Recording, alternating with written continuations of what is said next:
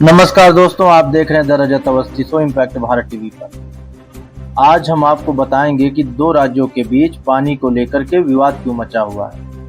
क्यों एक राज्य दूसरे राज्य को पानी नहीं देना चाहता।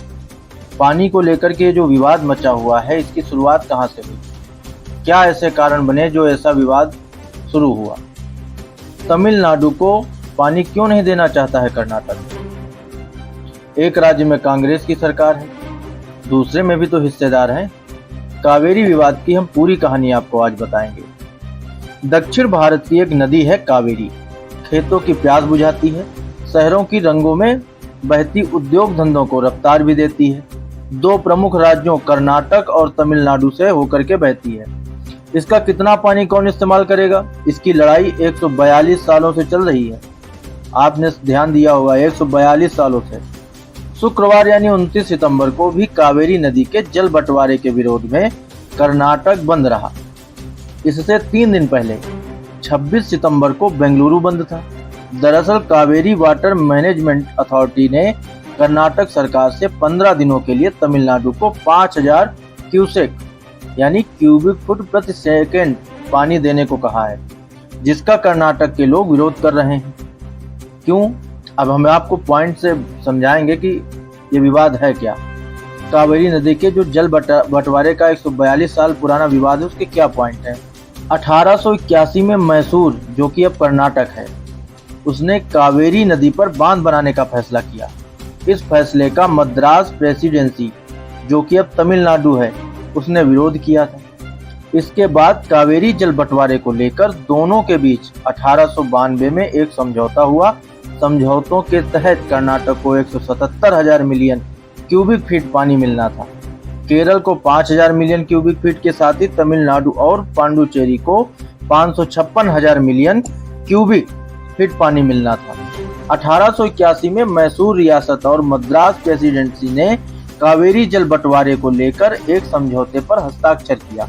1924 में दोनों के बीच 50 सालों के लिए निश्चित मात्रा में कावेरी का पानी आवंटित करने का समझौता हुआ। 1956 में 3 नए राज्यों आंध्र प्रदेश, कर्नाटक और केरल का गठन हुआ। इसकी वजह से एक बार फिर से कावेरी जल समझौते में संशोधन करना जरूरी हो गया। 60 के दशक में कर्नाटक ने नए जलाशय बनाने का प्रस्ताव रखा। केंद्र ने योजना को खारिज कर दिया। इसके बावजूद कर्नाटक ने 4 जलाशय बनाए।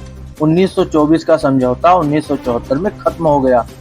इसके बाद कावेरी फैक्ट फाइंडिंग कमेटी बनाई गई। इसकी फाइनल रिपोर्ट 1976 में आई, जिसे सभी राज्यों ने स्वीकार कर लिया। हालांकि जब कर्नाटक ने हरंगी बांध का निर्माण शुरू किया तो तमिलनाडु ने सुप्रीम कोर्ट का रुख किया। दोनों राज्य एक दूसरे को कम पानी देना चाहते थे।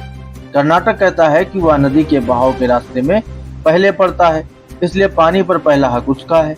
ऐसे में पुराने समझौतों और नए राज्यों के बीच लागू नहीं किए जा सकते हैं। जो नियम है वो लागू नहीं किए जा सकते। तमिलनाडु का कहना था कि अंग्रेजों के दौर में हुए समझौते का कर्नाटक को पालन करना चाहिए। उसे पहले जितना पानी मिलता है मिलते रहना चाहिए। तमिलनाडु को कावेरी के पानी की ज्यादा जरूरत है। इस बीच यह विवाद चलता रहा। अब आपको हम बताते हैं कावेरी के पानी को लेकर कर्नाटक में तमिल भाषियों के खिलाफ दंगे हुए। क्यों हुए, कैसे हुए।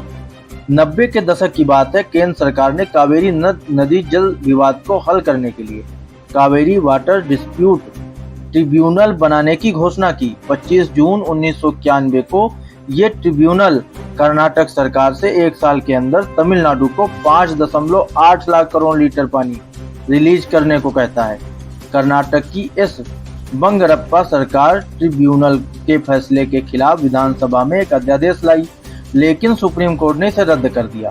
इसके बाद केंद्र सरकार के फैसले को पक्षपात पूर्ण बताकर बतल नागराज की अगुवाई में कन्नड़ समर्थक संगठनों ने 13 दिसंबर को कर्नाटक बंद का आह्वान किया। संगठन ने घोषणा की कि कावेरी कन्नड़ियों की जननी है, इसलिए हम किसी और को पानी नहीं दे सकते। अगले ही दिन बेंगलुरु और मैसूर में कन्नड़ भाषी समूहों ने तमिल भाषियों को निशाना बनाना शुरू कर दिया। तमिल व्यापारियों, मूवी थिएटरों और यहां तक कि तमिलनाडु लाइसेंस प्लेट वाले वाहनों को भी निशाना बनाया गया। बेंगलुरु में तमिलों की पूरी बस्ती में आग लगा दी गई थी। भीड़ पर काबू पाने के लिए की गई पुलिस फायरिंग में 16 लोगों की मौत हो गई। इस हिंसा ने दक्षिण कर्नाटक के तमिल भाषी लोगों में भय पैदा कर दिया। कुछ ही हफ्तों में हजारों तमिलों को पलायन करने के लिए मजबूर होना पड़ा। इस घटना से कर्नाटक और तमिलनाडु के बीच दुश्मनी जैसी स्थिति पैदा हो गई। सालों की कानूनी लड़ाई के बाद ट्रिब्यूनल ने 2007 में अपना अंतिम फैसला दिया। इसमें निचले तटीय राज्य तमिलनाडु को 41.92%, कर्नाटक को 27.36%, केरल को 12% और पांडुचेरी को 7.68% पानी आवंटित किया गया। 2012 में कर्नाटक ने सूखे की वजह से ट्रिब्यूनल के आदेश को सुप्रीम कोर्ट में चुनौती दे दी। इस दौरान बड़े स्तर पर विरोध प्रदर्शन हुए। तमिलनाडु को कावेरी जल छोड़ने पर कर्नाटक सरकार में शामिल जेडीएस के 5 नेताओं ने अपने पदों से इस्तीफा भी दे दिया। 2016 में सुप्रीम कोर्ट ने कर्नाटक को कावेरी से 10 दिन में तमिलनाडु को 6000 क्यूसेक पानी छोड़ने का आदेश दिया। फैसले के बाद बेंगलुरु में विरोध प्रदर्शन शुरू हो गए। इस दौरान 2 लोगों की जान चली गई। कर्नाटक की राजधानी में भारी पुलिस बल तैनात किया गया और हिंसा भड़काने के आरोप में 250 से अधिक लोगों को गिरफ्तार भी किया गया। 2017 में सुप्रीम कोर्ट ने तमिलनाडु के पानी के हिस्से को घटाकर 177.25 मिलियन क्यूबिक फीट कर दिया।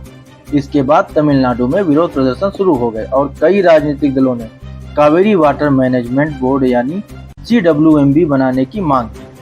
सुप्रीम कोर्ट ने 2018 में केंद्र को कावेरी जल की निगरानी के लिए एक बोर्ड बनाने का निर्देश दिया। 2018 में प्रधानमंत्री नरेंद्र मोदी के चेन्नई दौरे के दौरान तमिलनाडु में विरोध प्रदर्शन शुरू हो गए। प्रदर्शनकारियों ने कावेरी जल में अपना उचित हिस्सा मांगा।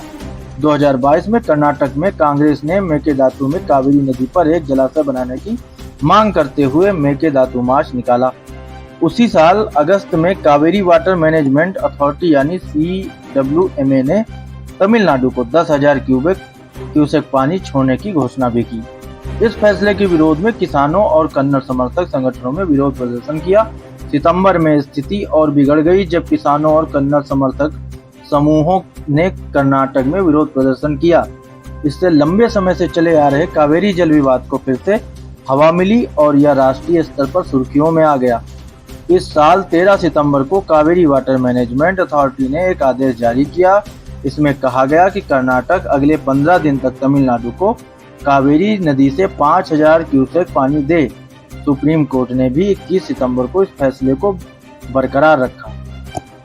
कर्नाटक के खिलाफ संगठन, कन्नड़ संस्थाएं और विपक्षी पार्टियां इसी फैसले का विरोध कर रही हैं। इसी के चलते 30 से ज्यादा किसान संगठनों, कन्नड़ संगठनों ने शुक्रवार को कर्नाटक बंद बुलाया था। इस दौरान बेंगलुरु आने जाने वाली 44 फ्लाइट कैंसिल की गई और स्कूलों में भी छुट्टी कर दी गई।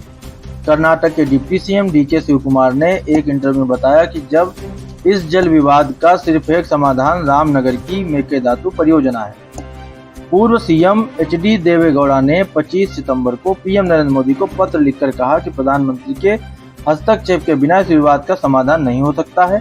केंद्र को सुप्रीम कोर्ट में याचिका दायर कर एक 5 सदस्यीय एक्सपर्ट पैनल बनाने की मांग करनी चाहिए ताकि ये पैनल कावेरी नदी के पानी का उचित बंटवारा करने को लेकर सुझाव दे। उन्होंने कहा कि इस पैनल में सभी लोगों का इंडिपेंडेंट होना जरूरी है। कावेरी नदी में पिछले 100 सालों में अभी सबसे कम पानी है। ऐसे में अभी के हिसाब से ही पानी का बंटवारा होना चाहिए। ORF के रिसर्चर रुचब राय के मुताबिक सुप्रीम कोर्ट की अनुमति प्राप्त स्वायत्त बोर्ड का गठन जरूरी है ताकि राज्यों के बीच होने वाले जल विवादों को बिना राजनीतिक दबाव के हल करने के लिए निष्पक्ष, भरोसेमंद और समयबद्ध सिफारिशें लागू की जा सकें। लेकिन बिना विशेषज्ञों के सुझावों के ऐसा करना पर्याप्त नहीं है। तो आपको हमने पूरी जानकारी दी है। ये विवाद क्यों चल रहा है, कितने सालों से चल रहा है, बहुत सालों से चल रहा है, आपने भी अभी देखा। अब इस विवाद का क्या हल है, सरकार कैसे इस पर कठोर कदम उठाएगी, क्या नियम बनाएगी, कोर्ट इसमें क्या अपना नियम बनाएगा, बताएगा, क्या आदेश सुनाएगा, ये जो भी जानकारी होगी आपको हम देते रहेंगे। तो आज का विश्लेषण यहीं तक। जल्दी मिलते हैं एक बड़ी खबर के बड़े विश्लेषण के साथ। तब तक देखते रहिए इम्पैक्ट भारत TV।